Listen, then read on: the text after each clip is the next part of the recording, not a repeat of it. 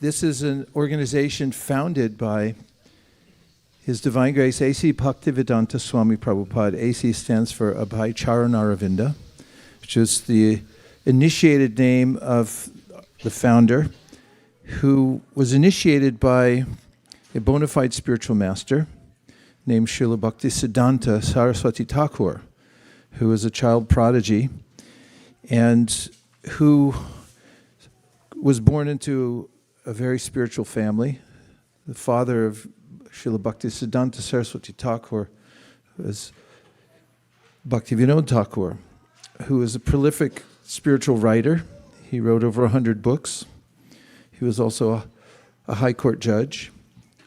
And he wrote thousands of songs. And he literally brought to life the A movement that was started over 500 years ago by the most recent appearance of God in the world, known as Sri Chaitanya Mahāprabhu. And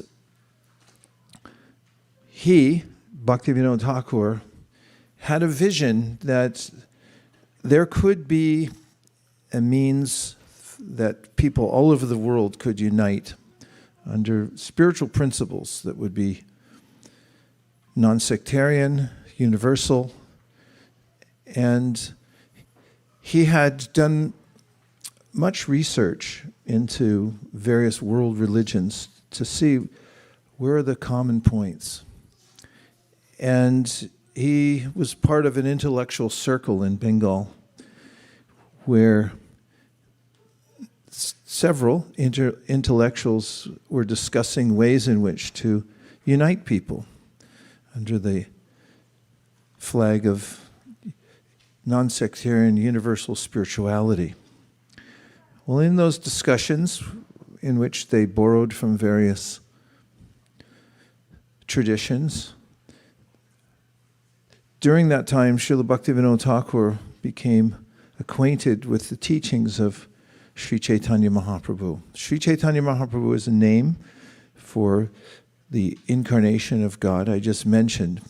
He's mentioned in books like Srimad Bhagavatam that describe the appearance in the present age, and this is how the scriptures talk about the appearance of Viṣṇu in this world, by describing the time period in which he will appear, his various characteristics and so forth, and the basis of his teachings.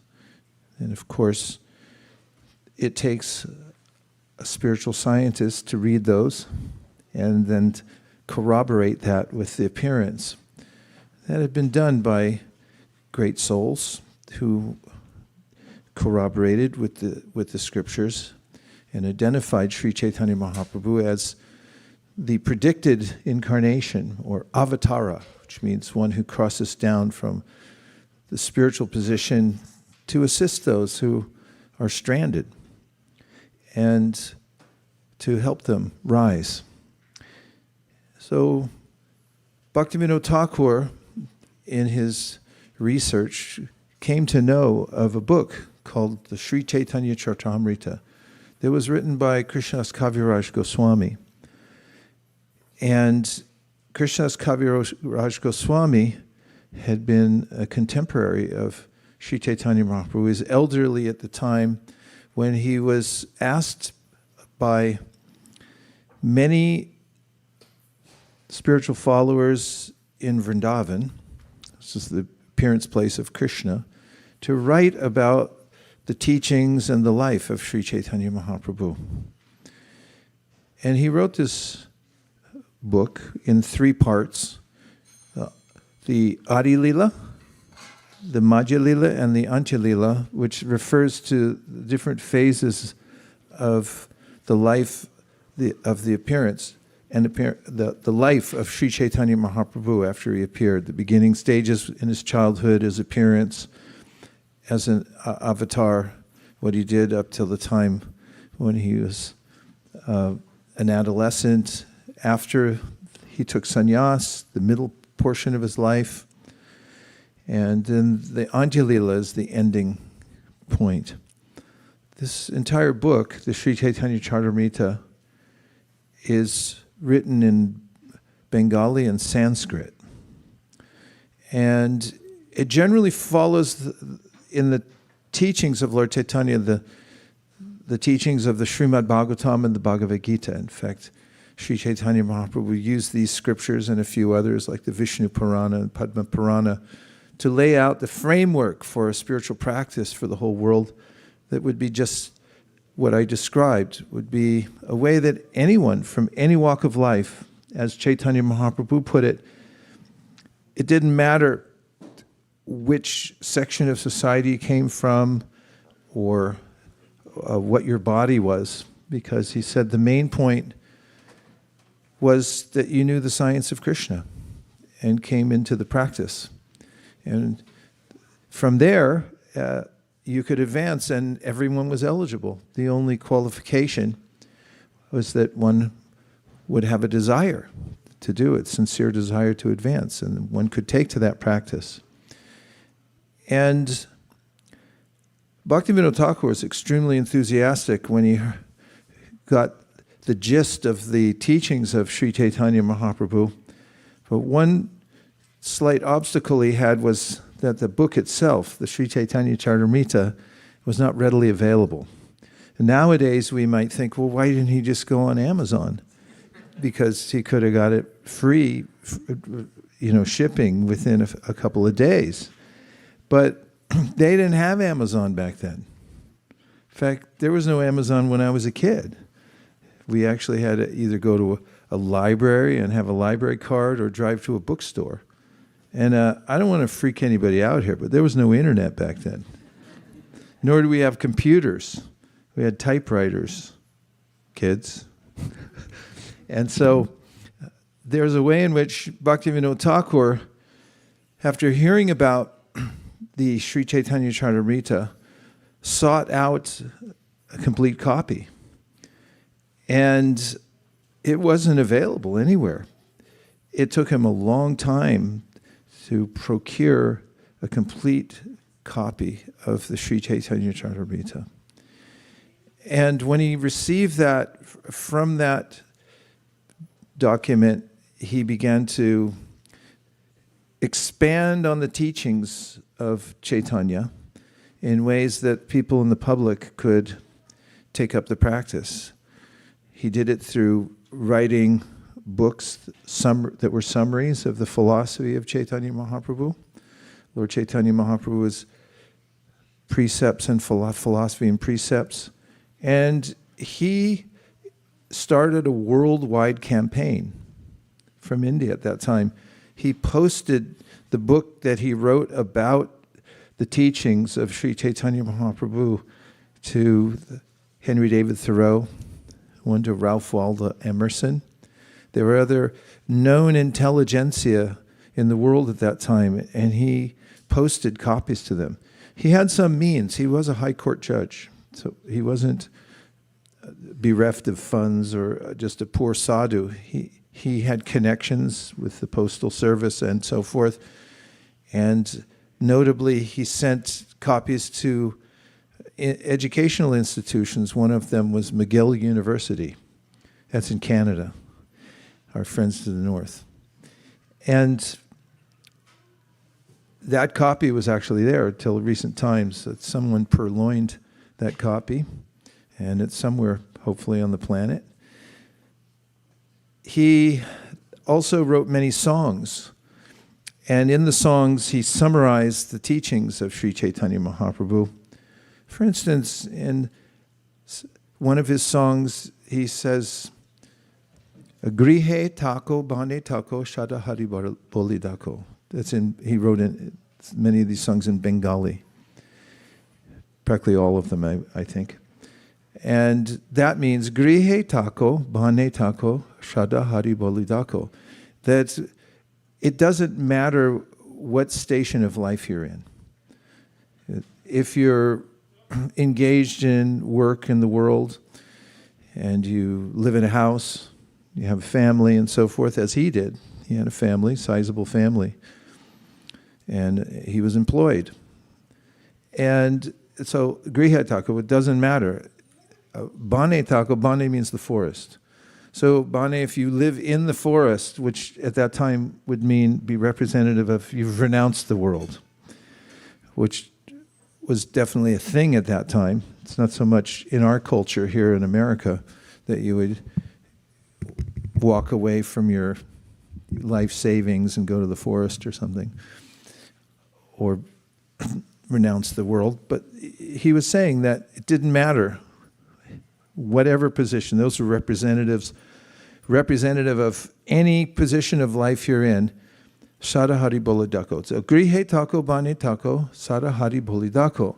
He said, in any case, wherever you are, you can begin the process as taught by Sri Chaitanya Mahāprabhu by a simple system of chanting the names of God. And in his life, Chaitanya Mahāprabhu set an example. Although he was Viṣṇu, he came in disguise. He's known as the channa-avatāra. So I already said what avatar means, and channa means covered. So there's a way in which he was acting a part. What kind of part was he acting? The part of his own devotee. That is, he came, he's God, but he acted as a devotee of himself to show by example.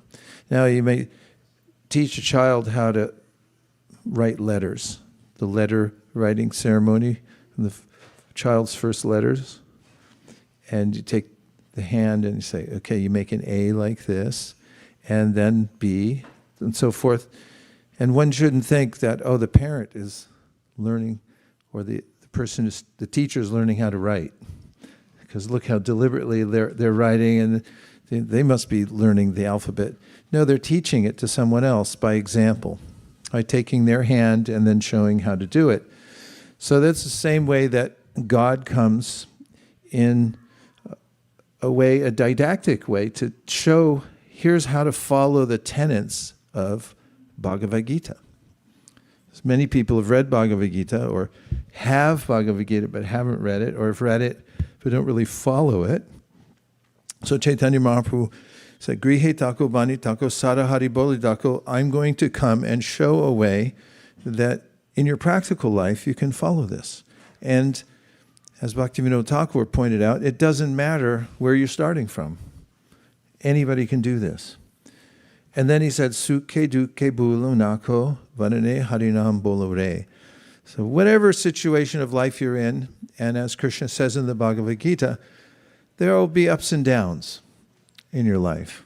It's quite natural because the environment that we're in is unstable.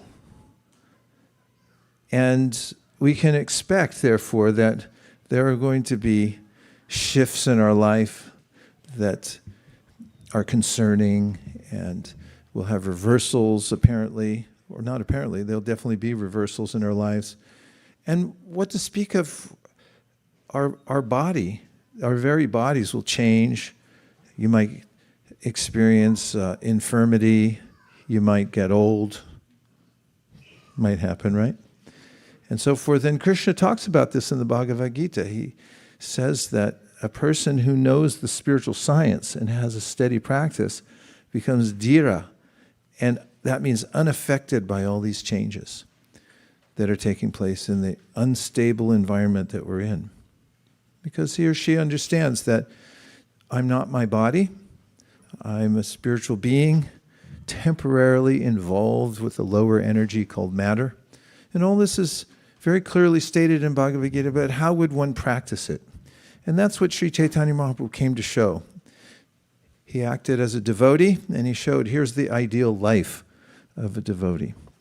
And Bhaktivinoda Thakur was exhilarated to find the entire Sri Chaitanya Charitamrita, which includes Sri Chaitanya Mahāprabhu's very precise and systematic teachings to his most elevated disciples.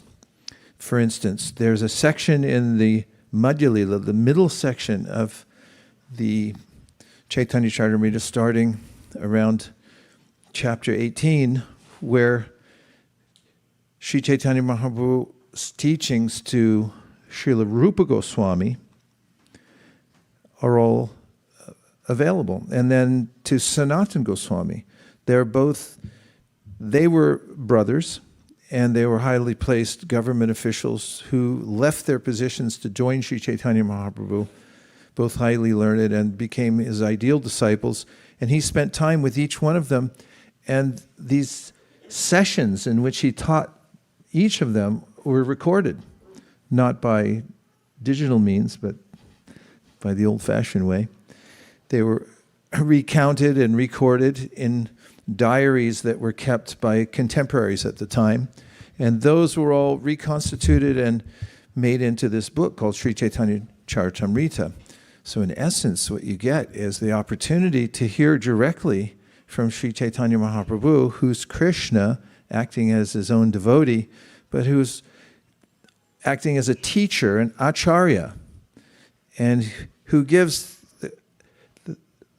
the system that anybody can follow. That's all there in the Sri Chaitanya Charitamrita. So when Bhaktivinoda Thakur found that, he wanted everyone to know about the teachings of Chaitanya Mahaprabhu, because all of his aspirations to find an authorized spiritual practice that everyone in the world could follow, that's non-sectarian, has nothing to do with which culture you come from or what body type you have. It has to do only with the eternal principle called Sanatana Dharma, that we're all parts and parcels of Krishna, God, and that our true fortune in life comes from our connection with Krishna. And especially in this present age called Kali, that comes from the repetition of the divine names of God. That's the Sadahari Bolidako part of the poem that Bhaktivinoda Thakur wrote, and indicating that if you want success in spiritual life, there's a simple path that's prescribed in the scriptures that says that add the chanting of the names of God to your practice, and that will connect you directly with Krishna, just by chanting. So Bhaktivinoda Thakur saw the potential for this to spread all over the world. And that's why he wrote his own summary of the precepts and the philosophy of Sri Chaitanya Mahāprabhu, and he began to disseminate it, sending it out to people all over the world, especially the intelligentsia. He also had a prayer which was, please help me. He was asking Krishna, please send somebody to help me do this. And the way he framed it was, I want, if you don't mind, a ray of Viṣṇu, meaning, God, send one of your own here, somebody who's a spiritual light who can help me spread this around the world. And according to Bhaktivinoda Thakur's calculation, his prayer was answered with the appearance of his son, who he called Bimala Prasad, who later became Bhaktisiddhanta Saraswati Thakur, who was an acharya following in the footsteps of his father in bringing forth the teachings of Chaitanya Mahāprabhu to the world, and especially the Sri Chaitanya Charitamrita, which by then, after Bhaktivinoda Thakur got it, and with his means, he started to copy it, have it copied at that time. And then with the appearance of Srila Bhaktisiddhanta Saraswati Thakur, there was more technology for printing. Previously, there were ways, the printing was slow, let's put it that way.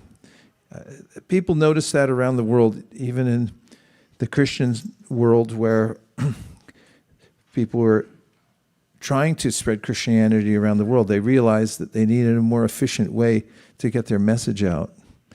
And there was a technologist named Gutenberg. And he invented a printing press that could print books. Some of his original, which he printed Bibles, some of his original Bibles are still available. You can, instead of going to see the mouse down in Anaheim, there's a museum there that displays the Gutenberg Bibles and what they look like with the very primitive, or it's like the original printing press.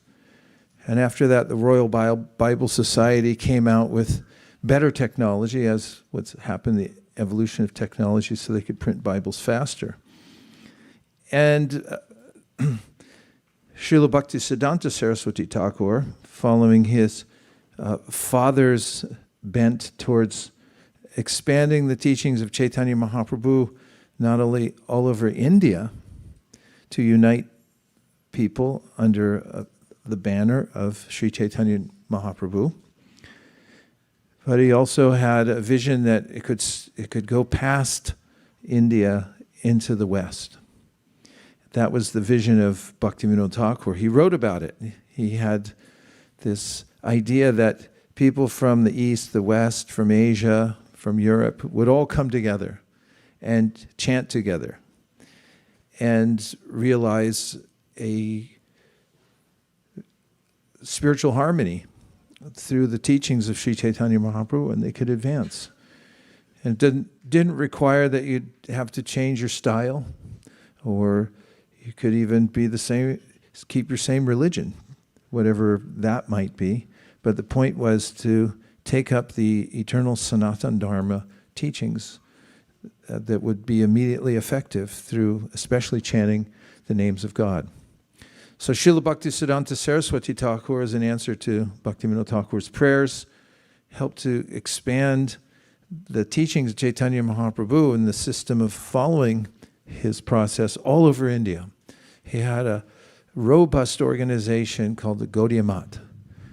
And he also had some forays into other countries like Burma. He had a connection with the Burmese king, who very much appreciated. Many intelligentsia, highly placed people, royalty, governors, appreciated Srila Bhaktisiddhanta. He was known as a brilliant scholar and a staunch follower of Sri Chaitanya Mahāprabhu and an innovator, spiritual innovator.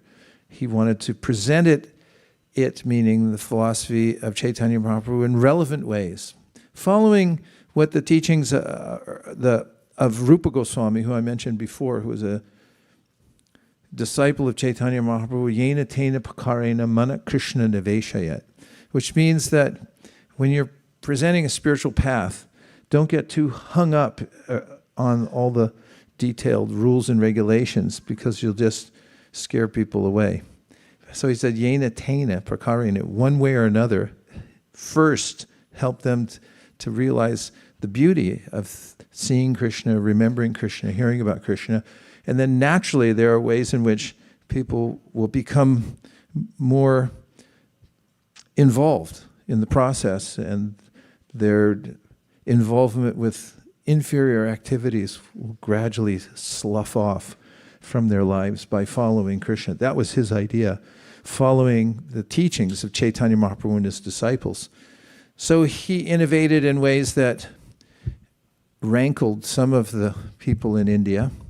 For instance, and this is true universally, that when there's a spiritual teaching, there's oftentimes a way in which people claim exclusivity, that you can only get it from a certain class of people, like only from this prophet, and then there's nothing else beyond that. Or there's only a certain class of people who can present it. Everybody else is ineligible, excuse me. And so there's a way in which at the time that Srila Bhaktisiddhanta Saraswati Thakur desired to help fulfill the vision of his father and spiritual teacher, there was a class that said, we're the only ones who can distribute this knowledge. Nobody else has the qualification because we're born into it. So they had a idea of exclusivity. We already signed the contract. It's in our family, and you guys can't get it unless you come to us, and that's going to cost you. And we see that, and repeating myself, but it's prevalent everywhere. There's a sense of consolidating power. Once somebody has a sense of power, that let's try to close ranks and keep it all, which was really not the intention of Chaitanya Mahāprabhu. He wanted to empower as many people as possible to take it up themselves and to help to distribute it to other people. And so Srila Bhaktisiddhanta Saraswati Thakur had been very effective at breaking down these barriers that existed at the time. And it wasn't that easy. He had to, it was a warlike situation because people thought, well, who are you to pass on this knowledge? We're the only ones who can have it. And when he persisted, well, let's just say it got a little intense, minus all the details. In the process, Srila Bhaktisiddhanta Saraswati Thakur had sent an envoy to England. First foray outside of India to test the waters, teach the tenets of Sri Chaitanya Mahāprabhu's teachings to people in England. And it wasn't altogether successful. It wasn't successful at all. And the person who had gone there became a little enamored of the Western culture and wasn't effective enough to keep him on. It was expensive to keep him there too. So Srila Bhaktisiddhanta asked him to come back. But he didn't give up, Srila Bhaktisiddhanta, the idea that this should go out to the rest of the world. And he advocated for it. And one of those, amongst many hundreds of followers, disciples, that Srila Bhaktisiddhanta had, was a disciple who was not in the mainstream of his organization at that time, which is mostly renunciates who lived inside monasteries and were attentive to spreading the mission every single day. He had a disciple named Abhay Charanaravinda, who I mentioned before is the founder of this organization, International Society for Krishna Consciousness, who was a family man, and he also had a business. And at the same time, he had a desire in his heart that was incubating, that was given to him by Srila Bhaktisiddhanta, interestingly, the first time they met. As a young man, Abhay, at the time, before he was initiated, came to meet his spiritual master at Ultadunga Junction Road in Calcutta. And at that meeting, Srila Bhaktisiddhanta had noted that he was educated, his English was good, and advanced spiritual practitioners have a way of seeing potential. Of course, they see the potential within everyone. It's like a spark that you can fan and then make it conflagrate. And so he had seen something in this young person, and he had immediately told him, you should spread this all over the world, to the Western country. And that, according to Abhay at that time, went into his heart, and he kept it there. Interestingly, he had gone into business with an idea that he could develop financially and then have the wherewithal to do something like that. He had moved from Calcutta to Allahabad, and there he had set up a business that was successful. And he had, for 5 years at that time, been estranged from his to-be guru, who he had met in Calcutta. But he was still always thinking about him, and that he had met somebody saintly, and that I'd been given a mission, even though it was only a thought, a desire incubating within his heart. And then there was the kumbh. Anybody go to the kumbh? Everywhere we went in India, we get an elevator. Did you go to the kumbh? No, we didn't make it. We went to Vrindavan, and we went to Mayapur, and we went to Puri, but we didn't go to the kumbh.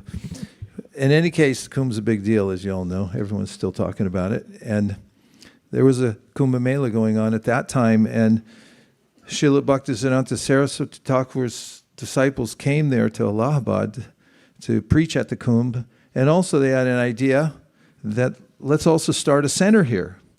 And we have ideas like that here in the Bay Area, right? Yeah. Like Devavrata. And team have just started a new center. We have one in San Francisco, Santa Cruz. This is it's a great temptation. You see a town and you go like, why don't we just set up a shop there and present Krishna consciousness? And so they were walking around town thinking like, what could we do here in Allahabad? And some people said, oh, the person you want to talk to owns this business down the road there. He's very favorable, extremely pious, and why don't you go talk to him? So they went in his shop, and then he recognized, oh, here are the followers of my spiritual master who've come back now 5 years later. Have you ever had this experience where you have a spiritual desire and then somehow or other it looks like there's dots connecting, things coming together in your life? In the Gita, Krishna says, Tesham satata yuktanam vajatam pritipurvakam dadami buddhi yogam tam yena mam upayanti te. If you're sincere, you have a desire in your heart to advance spiritually, Krishna's saying this, I know about it. I notice it right away, and I start making arrangements so that you can connect to all the right people at all the right times. So that's what happened. They came into the shop, and as my spiritual master, the founder Acharya of this organization, recounted himself that he was overjoyed to see them, and he thought, oh, Krishna sent them again. Here's the representatives of my spiritual teacher, and they've come here. So he immediately volunteered to help them start a center there in Allahabad. And over time, he became more involved in that, and also in Bombay, where he also had business dealings, and received initiation from Srila Bhaktisiddhanta Saraswati Thakur. It's also helpful to know that he had a busy life, as many of us do here in Silicon Valley. And oftentimes there's a refrain that, oh, I don't have much time to chant or to do these types of things. Well, at that time, the founder of this organization didn't have much time either. Evidence of this is that he had gone, before he was initiated, to an event that his spiritual master had put on at a holy place. And it was a 10-day program called we call the yatra, when everyone comes together and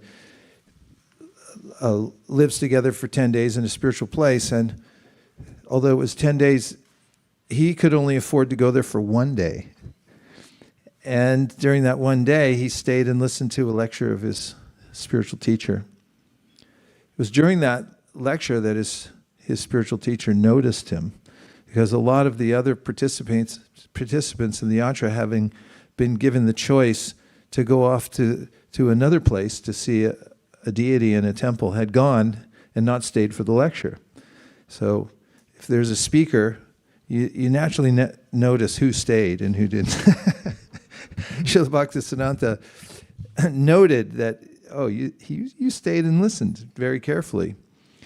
And so as it went, he was initiated by his spiritual master, who remembered him and who also re-encouraged him to take the message of Chaitanya Mahāprabhu and make it available to people all over the world. Especially America was really up and coming at that time and was the place to be. And if you thought of America at that time, you say, what's the topmost place in America, the most notable place in America? You would say? Idaho. No, you wouldn't say that. Nothing against Idaho. It's a beautiful place. But you'd say New York City. And so after he had taken initiation from his spiritual master, he thought a lot about how to start an organization that would fulfill this purpose of giving people a chance to take up the practice that Chaitanya Mahāprabhu had started and had showed by his own example hundreds of years ago. And he had written a lot about it. He planned for it. He also retired from his work and he went to Vrindavan. Vrindavan is a spiritual headquarters for those who want to advance on the path of especially bhakti yoga. And he stayed there for 10 years, cultivating Krishna consciousness very deeply, but also writing. And he didn't just stay in Vrindavan, he was back and forth to Delhi and other places in order to publish his magazine that he started, because his spiritual master had told him, as a very specific instruction when he went to see his spiritual master, Srila Bhaktisiddhanta, at Radhakund, which is in Vrindavan, he asked again, what should be my service to you? Because there's so many that live with you in the monastery and they can do personal service for you, and they are doing very direct services. What can I do? I live outside, I have a business, and so forth. And Srila Bhaktisiddhanta said, no, take this around the world. And he specifically said, if you ever get money, print books and make those available to people all over the world. Spiritual books go a long way. Srila Bhaktisiddhanta Saraswati Thakur called the printing press a brihat madanga. This, let's hear it. It's called a madanga. And if you go down to, what's that mall called in San Jose? Okay, Valley Fair. So if you go to Valley Fair and you play that drum and you chant Hare Krishna, which is not a bad idea, and people hear it and they get benefit from the chanting. But Srila Bhaktisiddhanta said if you get a printing press and you take that same vibration, you put it in writing, and then you distribute those books, he called it literary kirtan, then it goes all over the world. In fact, he noted that, well, actually, later on, Srila Prabhupada noted that you couldn't take the drum into the White House in Washington, D.C., but there was a case in which some devotees were distributing books in Washington, D.C., and some of the relatives of the president had purchased them and then walked into the White House. So he called it the brihat, the bigger madanga. It can go further, go deeper into other places. So A.C. Bhaktivedanta Swami Prabhupada had a business. The business, for various reasons, didn't work out. And by this time, considering all that his lifespan and what he had been through, he was around 70 years old. And he decided, it's now or never. I have to go to America. And so how would we get to America? Well, I was just in Mayapur, got back last week, and there's a new museum there as part of a very large project called the Temple of Vedic Planetarium. Biggest, well, one of the largest spiritual projects, construction projects in the world. There's a new museum there. It's really well done. It's engrossing walking in. They have sound recorded. They have the Prabhupada's letters and artifacts from different periods of his life. And you just stay in there for hours and experience his life's mission. And there we saw receipts for the ticket he had gotten to come to America. And it was on the Scindia Steamship Company. And the the receipt had been issued, but then it indicated at the bottom that there was no charge.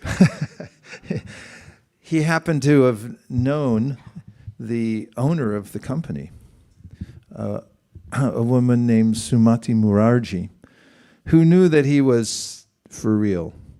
She was also worried about him because at 70, you're going to go to New York. Do you have a credit card? I don't think we had credit cards back there, but he didn't have any. She said, you'll die, even on the ship. It wasn't a luxury liner. We're not talking about, what are those cruises called? Huh? Yeah, we shouldn't even say the name probably. But it wasn't one of those. It was just a little boat. It's really small, actually. There was just a few cabins for the workers. So they gave him a worker's cabin on the boat. And he took that boat ride, came to America, and he brought with him the fruit of his work in Vrindavan, which was he had produced the first canto of Srimad Bhagavatam in 3 volumes. And those books were loaded on the ship as it came around the tip of India, around Colombo, and they put them on the boat. And then they unpacked them at the docks when he got to New York. Other than that, he didn't have any money. And from there, he struck out on his own to talk to people and see what he could do. And one thing led to another. There's a history of this. We were just reading yesterday on Youth Jam the history. It's in the book called the Srila Prabhupada Lilamrita. It's fascinating. And it's fascinating and invigorating. It makes you want to go out and just try stuff and take a risk. Doesn't it? Say yes. Yeah. And so anyway, one thing led to another. And he was able to start the International Society for Krishna Consciousness in New York City. He incorporated it there. And from there, came to San Francisco. And from there to New Mexico, Montreal, and various other places around America. And then it jumped the ocean. It didn't jump the ocean. Some of the followers did. They came to England and introduced it there. And Dianeti was there in England.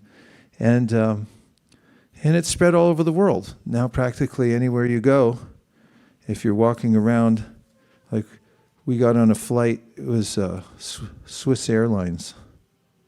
That's what it's called, right? We just got on our flight in Mumbai on Swiss Airways, flying to Zurich.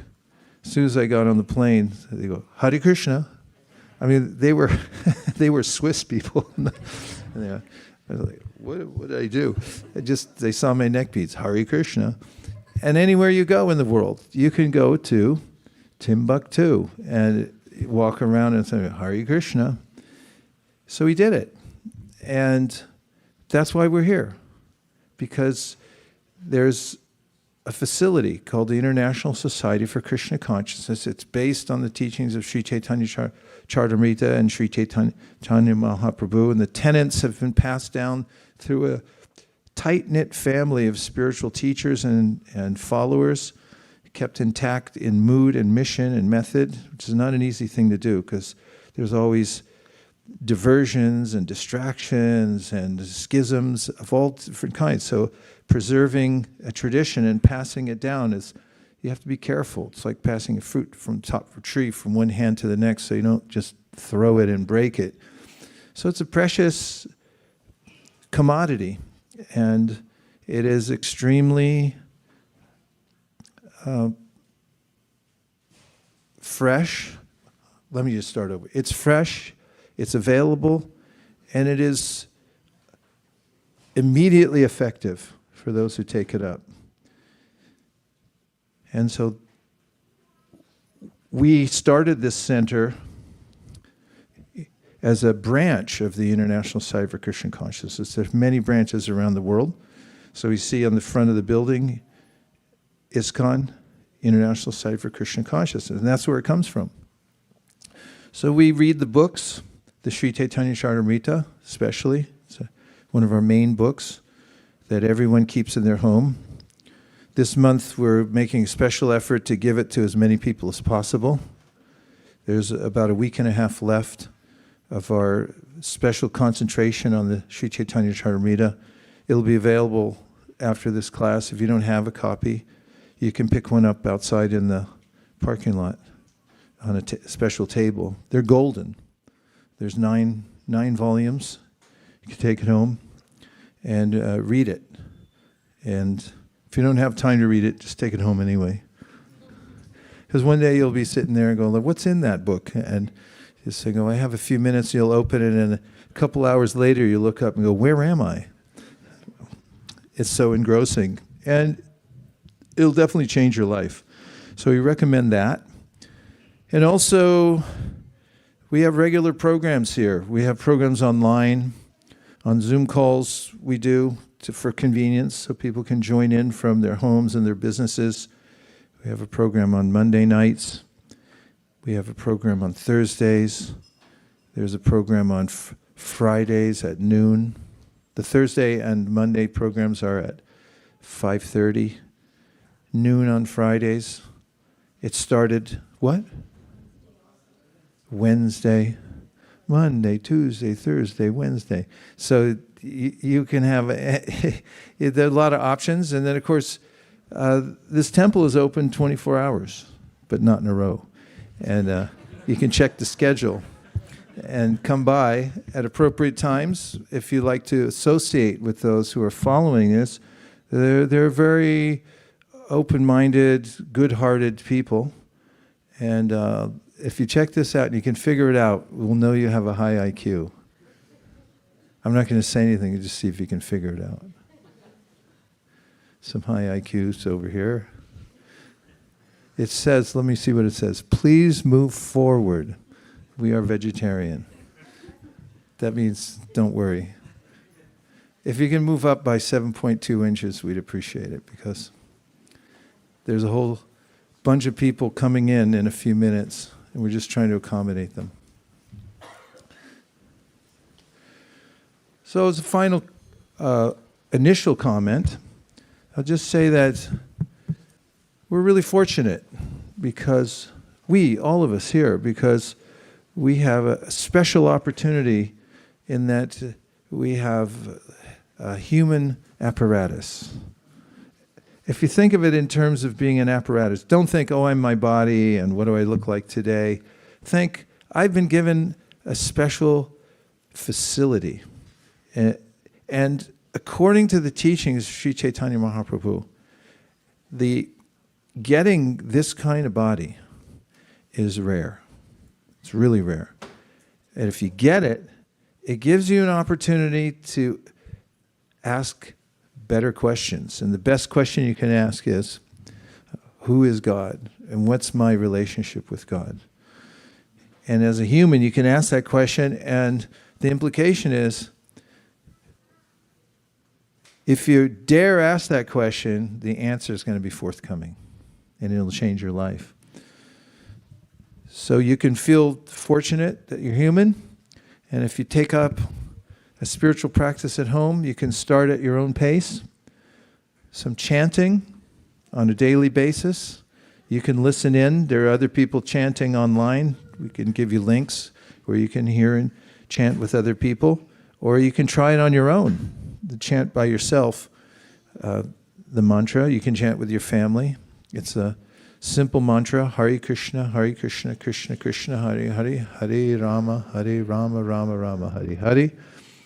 And also, we highly recommend reading Bhagavad-gītā. Bhagavad-gītā straightens everything out because the world gets convoluted, seemingly convoluted in our interactions with it, and seems complicated. But Bhagavad-gītā makes our path in life simple. Maybe not easy, but simple, clear. And it also helps us to understand what's going on here in this world and why it's going on in a certain way. And that gives us a higher perspective so that we can be more effective in everything that we do in our lives. We can be more deliberate, we can be more methodical, and we can also be dispassionate as we carry out various duties in our lives. Meanwhile, as a final comment, the doctrine of Sri Chaitanya Mahāprabhu is about love. And I think that the Beatles said it well many years ago. All you need is love. And love is all you need. Because it's natural for every living being to want to love.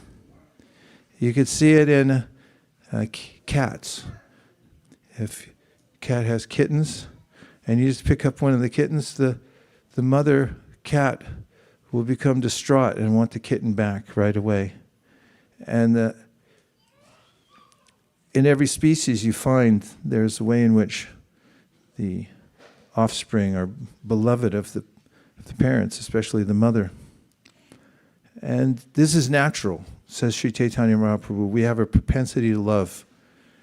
And when that propensity to love is directed towards and connected to the source of everything, who's personal, who's got a name and a face, and who has an unlimited loving propensity, and that's what Krishna means. If we direct our love towards Krishna through this system called devotional service, then our love is perfectly reciprocated and it expands like a beam of light. When you shine a light into the sky, theoretically it will continue to expand forever. And that's what devotional service is. And that's what really satisfies the soul, is when we have a loving relationship with our original divine source, Krishna. The end. Om Tat Sat. Ijo des. Hare Krishna. And now, let's experiment, since we're all together here, and try to open our hearts with a sense of love for Krishna, the source of all of us and everything else we see in the world. Uh-oh, here comes Sri Gopal. He looks mad, too. You better move up a little more. He's holding a microphone, and I don't think it's to talk into, so I'd move up if I was you. See? I told you. I warned you. I tried to help you out there. Okay. Would you like to chant? Yes. Okay. You sound fantastic. I mean, there's no better sound. The acoustics in here are really good. But the combined force of all of you chanting is just overwhelmingly fantastic and pleasing. We had an experience when we were just in India. We were going around Vrindavan to various places, and one day we decided on it was a Friday, we were going to go from Govardhan Hill, where we were all staying, to Ramanreti. It's a beautiful garden area that has lots of sandy playground-like places, because Krishna and Balaram and his friends used to play there. Ramanreti means pleasing sands. And we took off early in the morning, but we ran into heavy traffic. Everybody going to Ramanreti at the same time. Big buses, cars, and in certain intersections it just stopped. During our campaign, we were having a great time, pretty much 24 hours a day. And part of the joyful nature of our excursion was that every one of us had a bag with books, all in a variety of the local languages, attached to which was this new technology that Shakujavena imported from England. It's a little thing that's meant for janitors, I think, that keep multiple keys, and it pulls out, zzz, and then it snap back. And on it we had language cards laminated in different languages. And we also carried with us thousands and thousands of lollipops that were offered to the Lord. And we also had, oh, here it is. Exhibit A. And here are the language cards. This is one in Oriya. Then we have Hindi. Kripaya dhan dijiye. And this one, yeah, see me afterwards. Okay, this one's in Bengali. And so we would give, and we had a sticker of Lord Jagannath, just really nicely done sticker. Oh, by the way, there's also this is for phone pay, in case people want to donate, which a lot of them do, by phone. So everyone on our yatra is equipped with a bag and instructions of how to distribute books without saying a word. In fact, we ask people not to say anything, just go through the motions. And the devotees they were exhilarated by going through the distribution as we'd go around chanting uphill and down dale and into towns and down little streets with this uproarious chanting, just like we were doing now. And people would come out and dance, and shopkeepers would come out, and what's happening? And animals, dogs would say, can we come too? And we were like, everybody can come. Everybody, Lord Chaitanya said. And then we got on buses, and we were going towards Ramaredi, and we just got stuck. So then, what happened then? The devotees just jumped off the bus, and they started distributing books to all the people and stuck in cars and along the roads and everything like that. And then the bus then got unstuck and took off and left many of the devotees behind. But then the other buses saw them distribute books. They said, get on our bus. So they got on their bus, and they sold books to everybody on that other bus. And meanwhile, I had left my dear wife sitting in the car and jumped out, and somehow we got separated. How that happened is still a matter of contention. And I had my beloved and trusty Sudhir Madhava with me, and somehow we commandeered a rickshaw, and we said, if you get us there before the door closes, we had about 10 minutes of a huge gate to Ramaredi. It closes at 12 o'clock. That's how late we were. We were getting there when it was closing, because we were stuck for hours in traffic, but we didn't care. And I got off the rickshaw and ran for the door just as it was closing. And then it went through my mind, Kumbh Mela, stampede, and, am I going to be a pancake in a few minutes? Because they were coming out and coming in, and at the same time, and the guards were saying, you can't come in, and we were going anyway, and the people were coming out, and there were people inside saying, you got to leave. So somehow or other we got in, and we started a kirtan inside. I had a little speaker system and just a tambourine, and just with a tambourine and a little speaker system, and Sudhira passing out lollipops and books and things like, we got a crowd around us. And then pretty soon they told us, no, you really have to leave. So we went out the front gate, but there was a huge crowd out there because everyone was stuck in the traffic. And then it was Kumbh Mela, but outside the gate. So we just started chanting. And more devotees were showing up because they were arriving late, and they got there. And just one tune, Hare Krishna mantra, over and over again. And the people in the crowd went wild. They were coming in dancing, and you could see in their faces that it was alive. It's a live mantra. It's a live connection to the spiritual world. And in that envelopment of the crowd with their ecstasy and the mantra, our minds were going back to Prabhupada in New York City, just sitting in a park and starting the mantra. One simple tune, and over again, and pretty soon the people were dancing, and pretty soon they were smiling, and then their lives were brightened by the process of chanting Hare Krishna.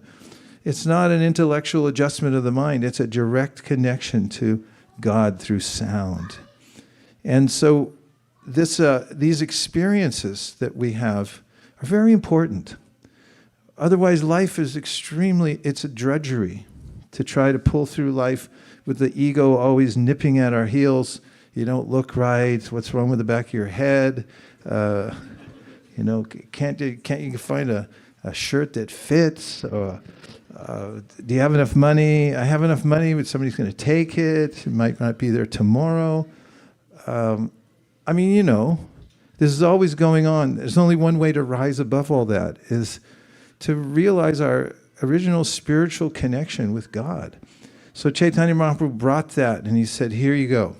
Here's the system. Chant Hare Krishna. And if all else fails, and it will, chant Hare Krishna. And just keep doing it. And don't stop. Don't stop for anything. You have the right and permission from God himself to do this 24 hours a day if you so choose. Nobody else can tell you otherwise. So we invite everybody to come and join this great mission to spread the chanting of the names of God, whatever names. You don't have to chant Hare Krishna. You can chant other names of God if you're in a different culture. Main thing is connect to God through his names.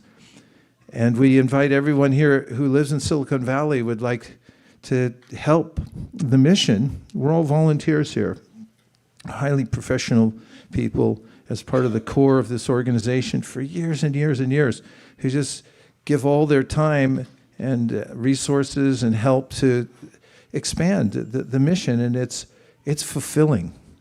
There's lots and lots of services. There's cooking, there's cleaning, there's making garlands, there's artwork, there's music, there's administration. If you are into tech, there's not that many people here that are, but if you happen to be in tech of some kind, there's all kinds of technological infrastructure that needs tending so that we have the wherewithal to expand the message to as many people as possible. And our organization has grown. We started in a little tiny house on New Jersey Avenue. It's still there. Hans Priya went over and visited it the other day. They kicked us out of there because they told us it wasn't a church, because it was a house. And we had lots of cars showing up and people coming in, and our deities were in the living room there. And we moved to a storefront. And then the landlord there told us, you know, this is also not a church. Because on holy days like Janmashtami, when hundreds of people came and the little strip mall was overwhelmed, he thought it was time for us to go. Anyway, we have a long history here, but I could say that there hasn't been a moment in this community here where we haven't been blissfully engaged and happy. And it didn't matter when we were so poor. You want to hear how poor we were? When we started, we didn't have any money, but we didn't care because we had the Hare Krishna mantra, and we had the books that our spiritual master passed down to us, and we had each other. And that's what we're going on with here. And we're going to stick with it because the world needs it. They need a little reprieve from the onslaught of breaking news that just breaks your brain and breaks your heart and makes you think, like, why are people just at each other all the time?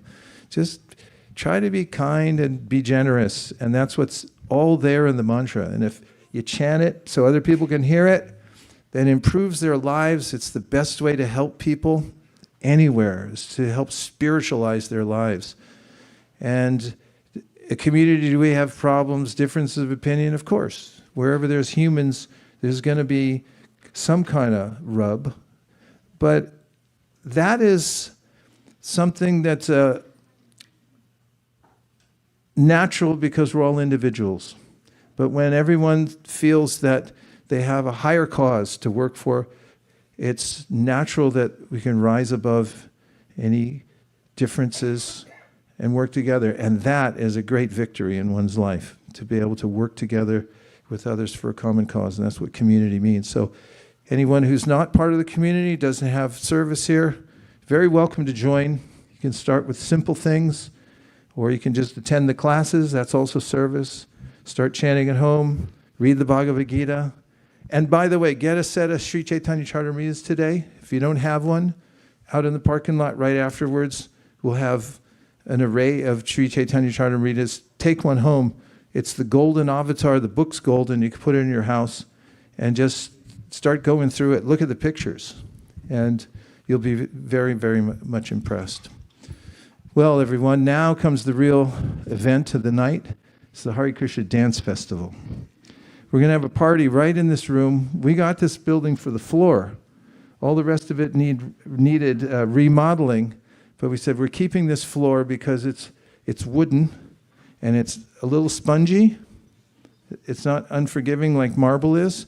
And you can dance on the floor. Is there something else I'm supposed to say? And so we're going to roll up this carpet. We're going to put away the asanas in that box over there, and we'll line up the women on this side, the men on that side, or whatever you like, wherever you feel comfortable. And then we'll leave a little aisle down the road, down the middle of the row. And we'll meet you back here in about 3 minutes. Okay? Thank you very much, everyone, for coming. Hare Krishna.